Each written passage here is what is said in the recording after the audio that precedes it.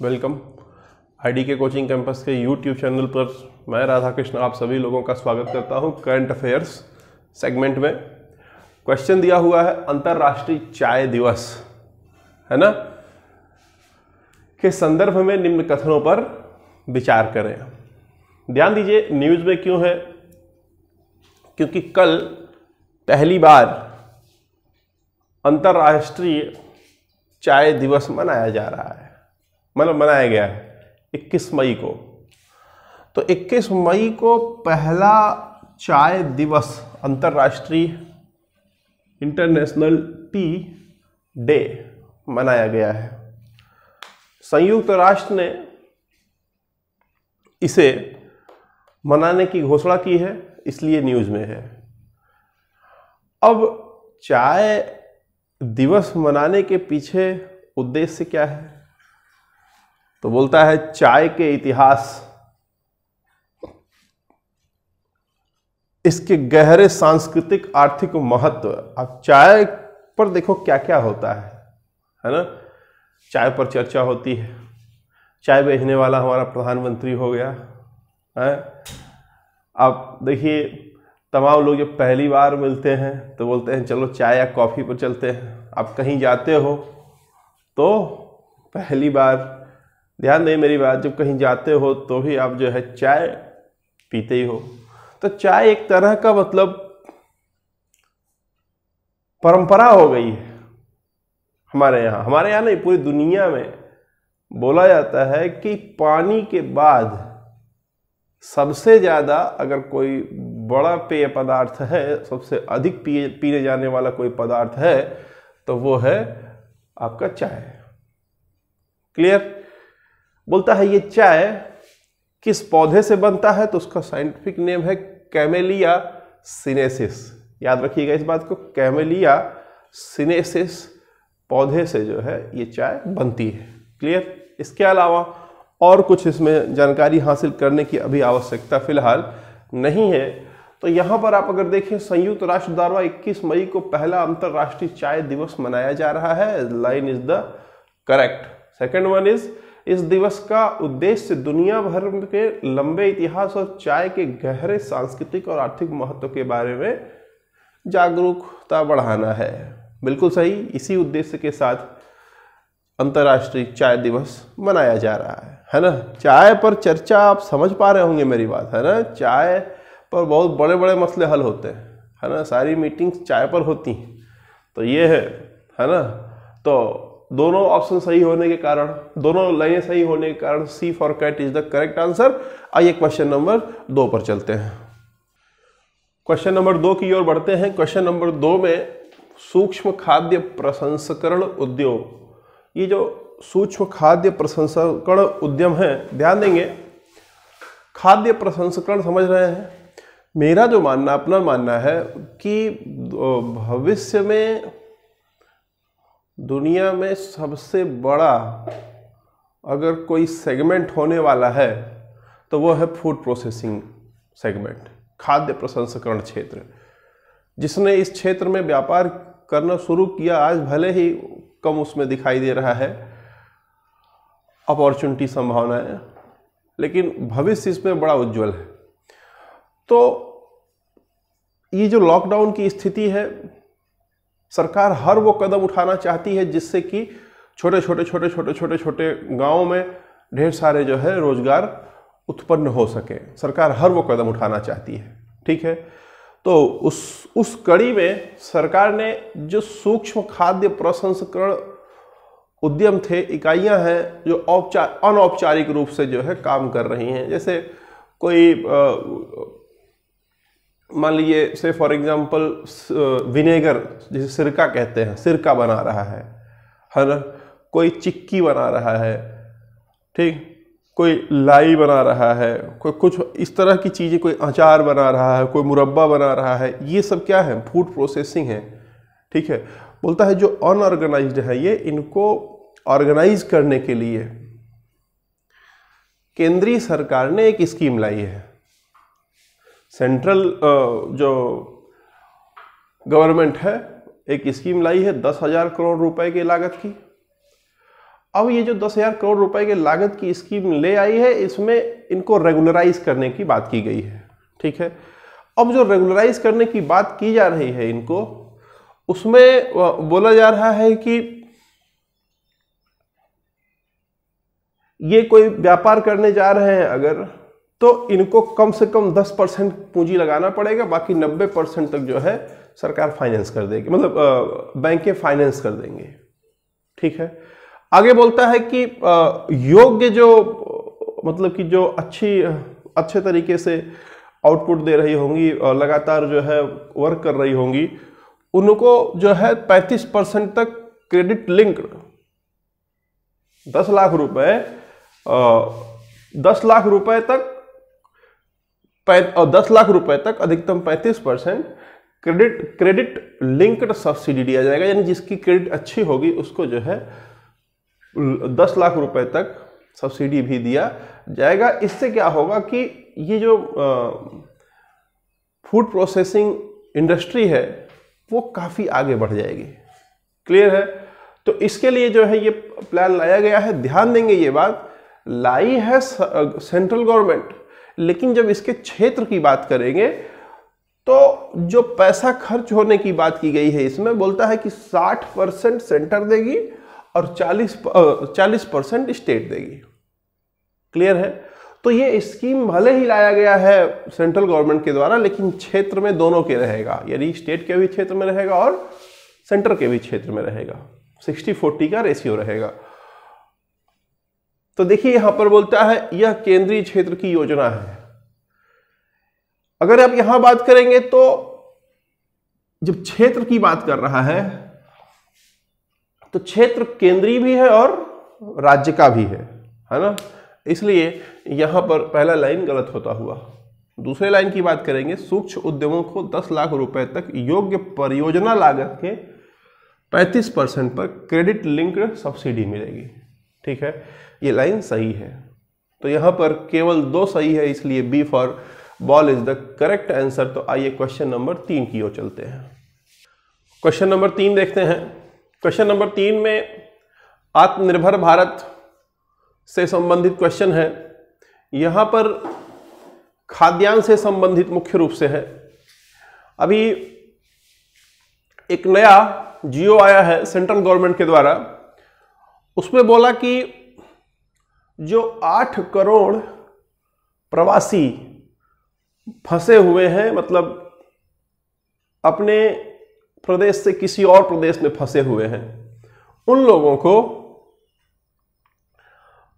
2 महीने तक, मई और जून, भले ही उनको पहले से कोई भी सुविधा मिल चुकी हो, एक्स पोस्ट फैक्टो, ये जो स्कीम लाई गई है वह एक्स पोस्ट फैक्टो है, मतलब कि भले ही उनको पहले से मिल चुकी होगी, उसके बाद भी कोई सुविधा उनको मिल चुकी है, उसके बाद भी उन्हें मिलेगा।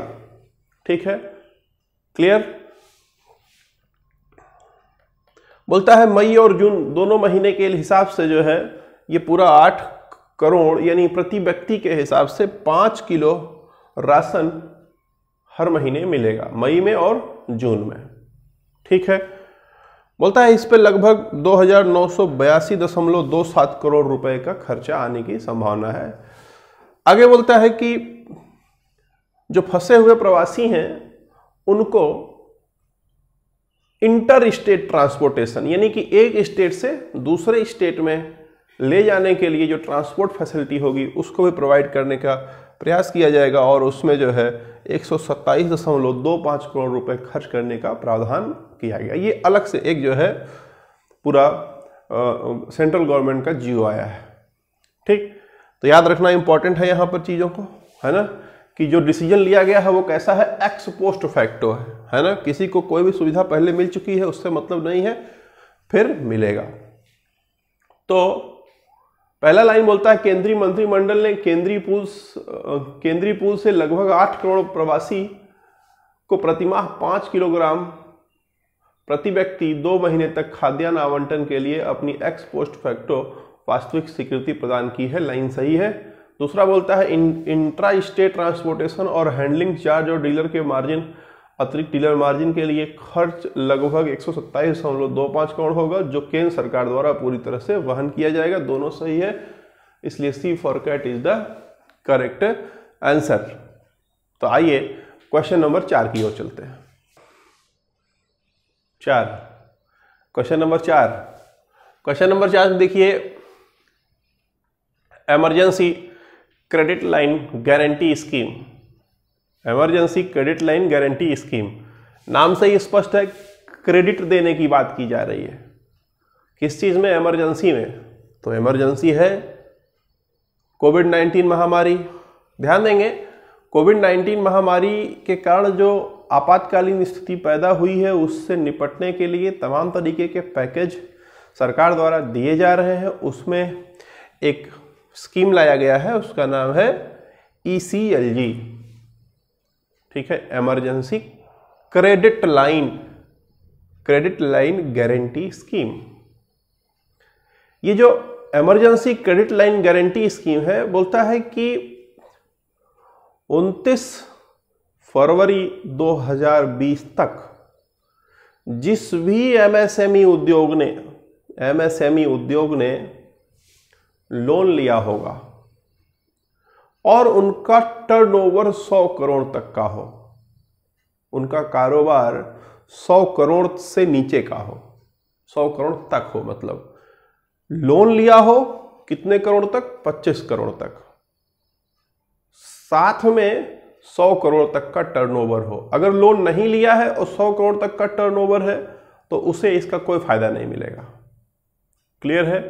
लोन लिया है और उसका टर्नओवर कुछ है, कुछ भी लोन लिया होगा, 25 करोड़ तक लोन और 100 करोड़ तक का उसका कारोबार, बोलता है अगर ये दोनों स्थिति है तो उसे इस स्कीम का फायदा मिलेगा। सरकार ने 3 लाख करोड़ रुपए इन लोगों को देने की बात की है। अभी किस आधार पर देंगे वो ज़्यादा डिटेल जो है चर्चा नहीं किया गया है, लेकिन देने की बात की गई है, ठीक है, जिससे कि जो MSME का सेक्टर है वह कमज़ोर ना पड़े, है ना, मजबूत बना रहे, नौकरियां उस क्षेत्र में बनी रहे। ठीक है, तो 20 लाख करोड़ का आर्थिक पैकेज आया है, उसमें से 3 लाख करोड़ रुपए इसमें आ रहा है, बहुत बड़ा क्षेत्र है। ठीक, तो आइए देखते हैं। बोलता है यह कोविड-19 और परिणाम स्वरूप लॉकडाउन की वजह से अभूतपूर्व स्थिति के लिए एक विशिष्ट प्रक्रिया के रूप में तैयार किया गया है। सही है। दूसरा बोलता है केवल ऐसे MSME उधारकर्ता जिसका वार्षिक कारोबार 100 करोड़ तक है निश्चित इमरजेंसी क्रेडिट लाइन फंडिंग के लिए पात्र होंगे। देखिए यहां पर 100 करोड़ केवल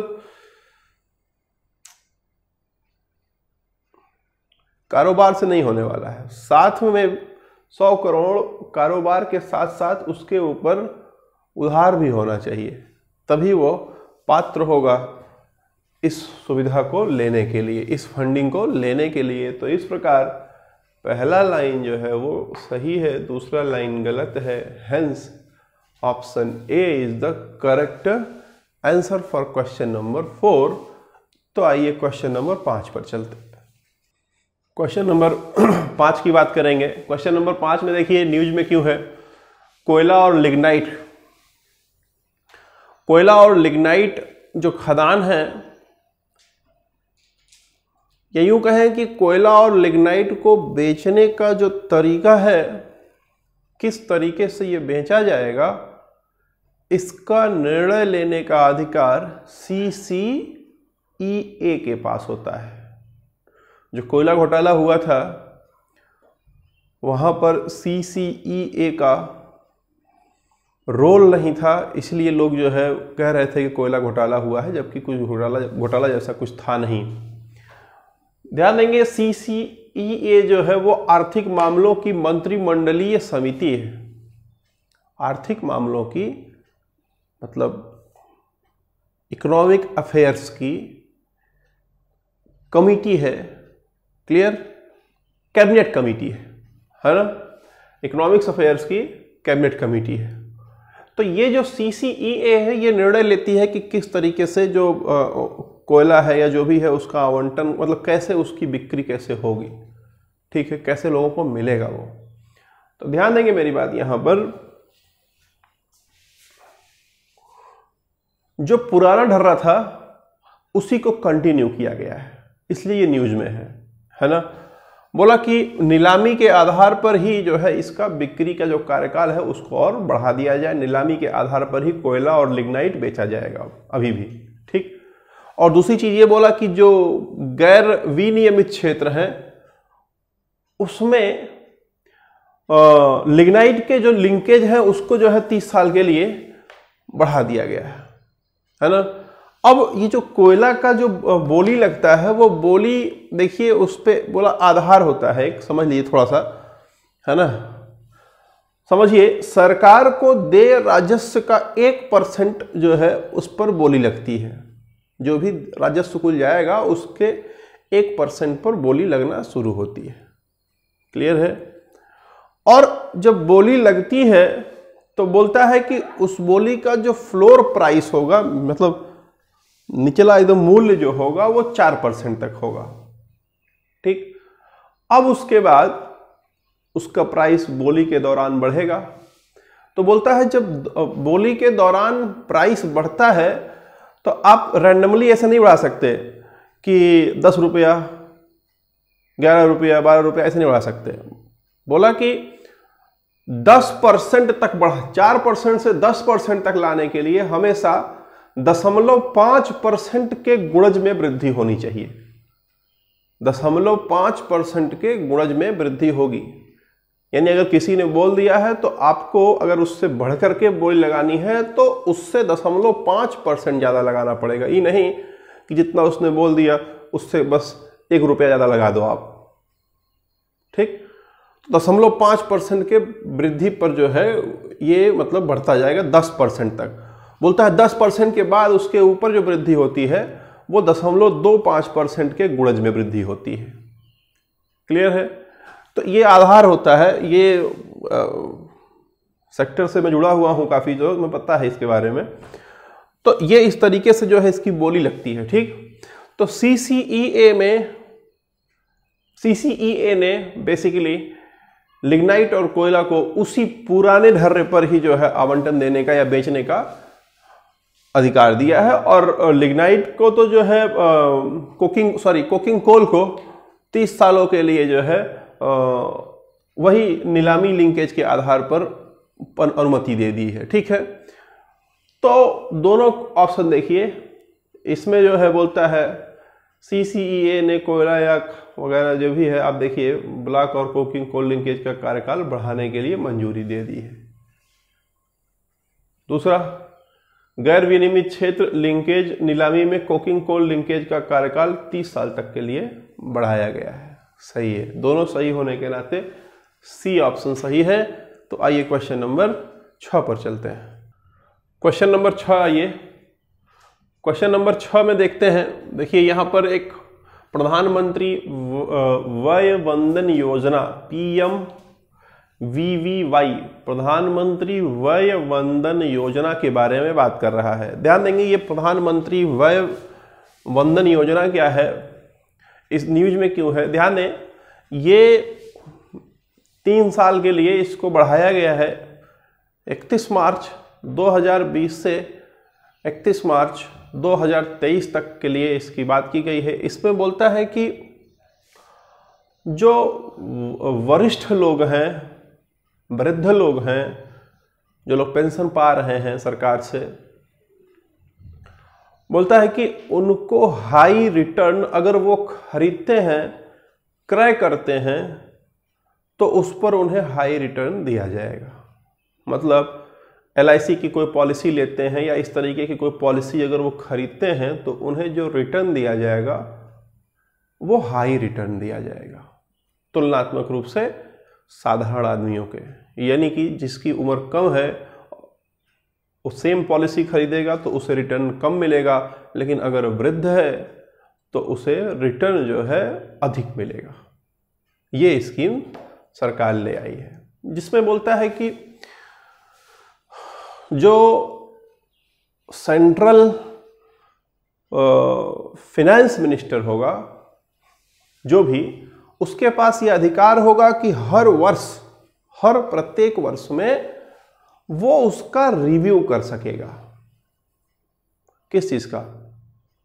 जो रिटर्न देना है इनको, वृद्धों को, उनके खरीद पर, कोई स्कीम उन्होंने खरीदा है, उसके खरीद पर जो रिटर्न देना है, उस रिटर्न पर कितना दिया जाएगा वो हर साल ये पुनरावलोकन कर सकता है। हर साल अवलोकन करके उसको बढ़ा सकता है, घटा सकता है। क्लियर है? कौन? केंद्रीय वित्त मंत्री। समझ आ गई बात?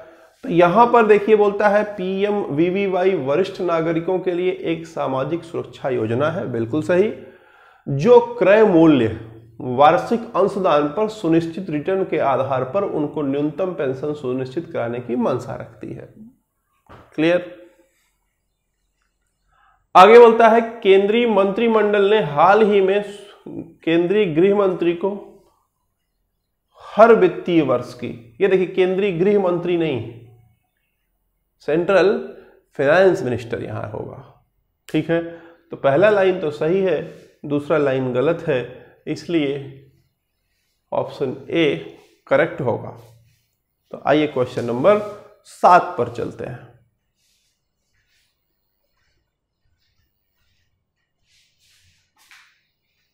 क्वेश्चन नंबर 7 की ओर चलते हैं। क्वेश्चन नंबर 7 में जो है देखिए यहां पर एक योजना, मत्स्य संपदा योजना PMMSY, प्रधानमंत्री मत्स्य मतलब मछली संपदा योजना स्टार्ट की गई है। ठीक है? समझ लेते हैं, उसके बाद आएंगे। बोलता है इनमें से कौन सा सही नहीं है, इस चारों में से कौन सा सही नहीं है। ध्यान दीजिएगा, ये जो PMMSY है, प्रधानमंत्री मत्स्य संपदा योजना है, बोलता है कि इसको नीली क्रांति के माध्यम से मत्स्य क्षेत्र में विकास करने के रूप में देखा जा रहा है। मतलब कि मत्स्य क्षेत्र में डेवलपमेंट, यानी कि उत्पादन, ज्यादा मछलियों का उत्पादन देखा जा रहा है। ठीक है? उसको सुनिश्चित करने के लिए ये योजना लाई गई है, जिसमें तमाम तरीके के इंफ्रास्ट्रक्चर बनाए जाएंगे, तमाम तरीके के कार्य किए जाएंगे। उसमें सबसे पहला बोलता है कार्य होगा कि मछुआरों और मछली किसानों का जो है एक ऑर्गेनाइजेशन रहेगा जो उनको एकत्रित करेगा। ठीक है? जिससे कि उनका कायदे से व्यापार हो सके, प्रोडक्ट जो है वो बिक सके। तो एक वो हो गया। फिर बोलता है कि हम लोग क्लस्टर बनाएंगे, मतलब कि क्षेत्र निर्धारित कर देंगे कि फला क्षेत्र में मछली केवल पैदा की जाएगी। तो उससे क्या होगा कि एक मतलब कि जोन हो जाएगा, उससे डेवलपमेंट होगा। बोलता है कि जो हमारा लक्ष्य है वो 9% वार्षिक ग्रोथ के साथ जो व्यक्ति इस क्षेत्र में लगा हुआ है, जो किसान या जो मछुआरा, उसकी आय दुगना जो है करने का 2024 में निर्णय लिया गया है, 2024 तक। ठीक? आगे बोलता है कि 2020 से 2024 के लिए ये 5 वर्षों के लिए लागू हुआ है, और ये एक छाता योजना के रूप में है। छाता योजना मतलब अम्ब्रेला स्कीम है ना। अम्ब्रेला स्कीम खास बात होता है कि मतलब कवर करता है। जैसे छाता क्या करता है, बारिश में हम लोगों को बचाता है। किस चीज़ से? बारिश से, धूप में धूप से बचाता है। तो ये छाता योजना जितनी समस्याएं आती हैं उनको बचाता है, उनसे बचाता है, मतलब इस सेक्टर को। ठीक? तो बोलता है कि इसमें जो है छाता योजना के तहत सारा कार्यक्रम होगा। बोलता है कि एक तो सेंट्रल स्कीम होगा और दूसरा होगा सेंट्रली स्पॉन्सर्ड स्कीम। 2 तरह की स्कीम के तहत ये पूरा जो है कार्यक्रम लागू किया जाएगा। एक सेंटर स्कीम होगा, सेंटर स्कीम पे कुल मिलाकर के 1720 करोड़ रुपए खर्च करने की बात की गई है। सेंट्रली स्पॉन्सर्ड स्कीम यानी कि सेंटर स्पॉन्सर कर रही है स्कीम, सेंटर स्पॉन्सर कर रही है, यानी केवल पैसा दे रही है सरकार, सेंटर। तो वो जो है 18,330 करोड़ रुपए है। यानी कि इसका जो क्षेत्र है वो केंद्र के साथ साथ राज्य का भी क्षेत्र इसमें मिला हुआ है। एक में केंद्र डायरेक्ट है इन्वॉल्व, दूसरा केंद्र से स्पॉन्सर्ड कार्यक्रम होगा। ठीक है, यानी कि ये जो परियोजना है या ये कहें ये जो योजना है, इसको सेंट्रल स्कीम और सेंट्रली स्पॉन्सर्ड स्कीम दोनों के द्वारा मिल करके इसे पूरा एकम्प्लिश करने का प्रयास किया जाएगा।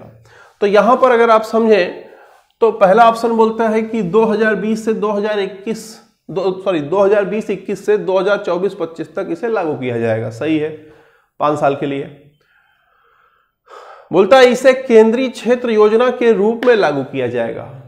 देखिए कि ये केंद्रीय क्षेत्र नहीं है, केवल सेंट्रली स्पॉन्सर्ड के साथ साथ सेंट्रल स्कीम के साथ साथ सेंट्रली स्पॉन्सर्ड स्कीम भी है ना।